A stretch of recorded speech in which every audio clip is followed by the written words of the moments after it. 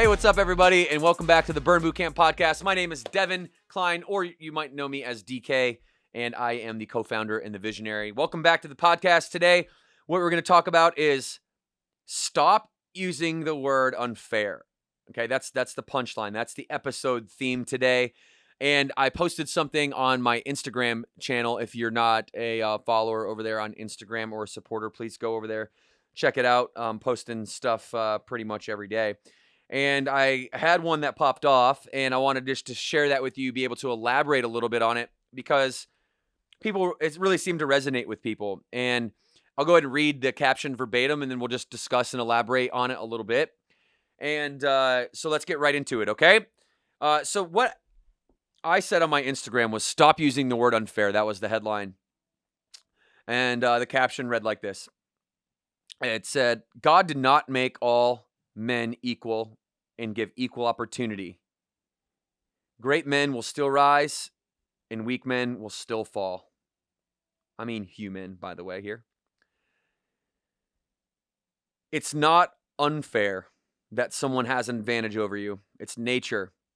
Snakes have an advantage over mice, lions over gazelle.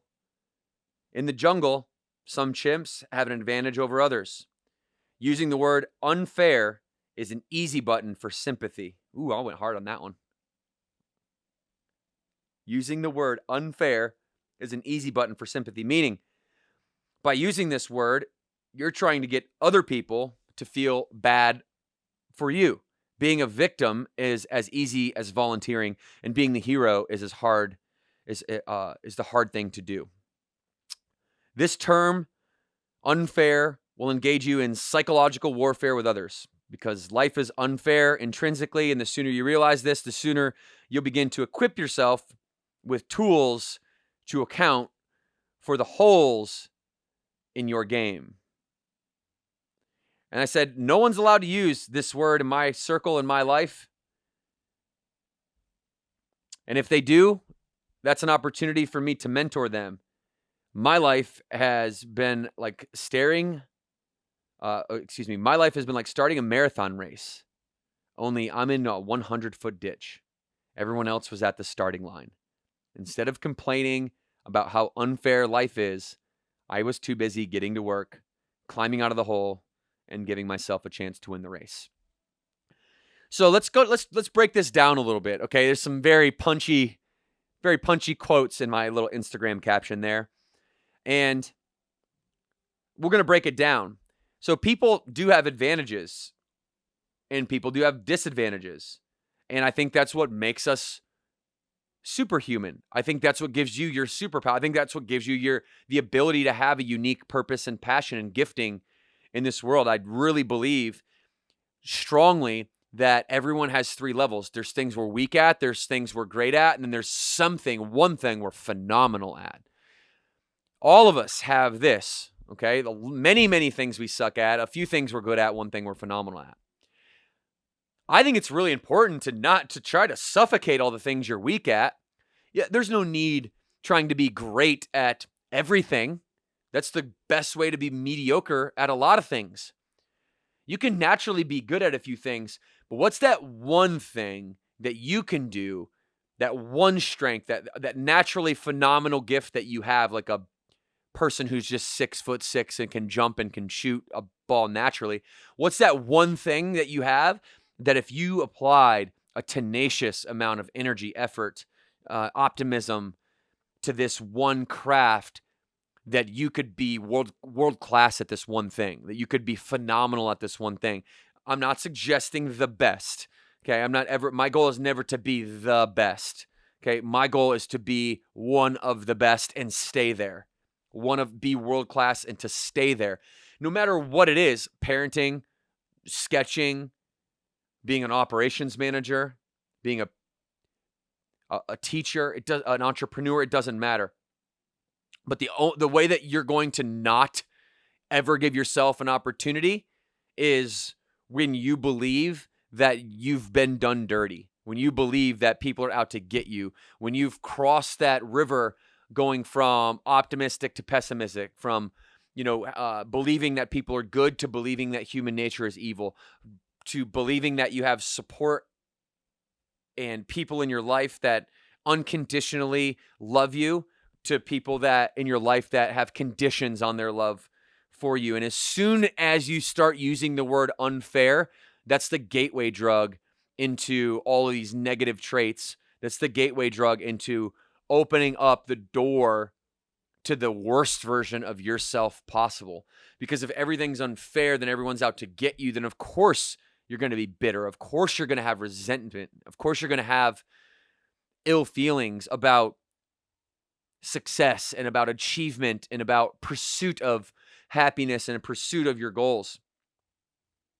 Everybody's got advantages. Everybody's got disadvantages. The cool thing about this is that if you have a disadvantage, that also means that you have an advantage, right? Cause and effect. You can't have you can't have disadvantages if you don't also then have advantages.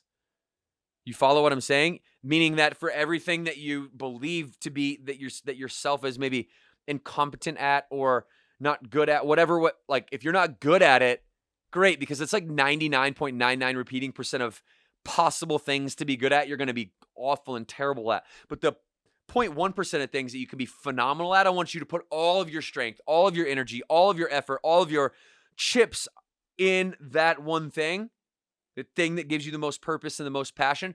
Triple down on that, make that strength look like magic.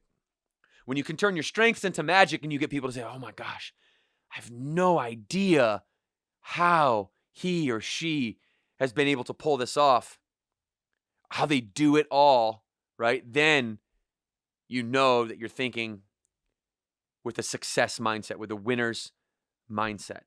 Okay, people ask me all the time, how do you do it all? How do you build this big company? How do you still take your kids to drop off and be a dedicated father and be a dedicated husband and still make time for your friends and pour into all the buckets in your life, your mind, your body, your emotions, your spirit, your relationships, your time, your money, your career? How do you pour into all of these things without any one of those buckets, if you will, those financial, if they were all financial buckets, how do you not let any of those buckets go into what we call in business the red or the danger zone, right? You don't want your body, you don't want your emotion, you don't want your spirit to go into the danger zone. How many of us know a millionaire who's miserable?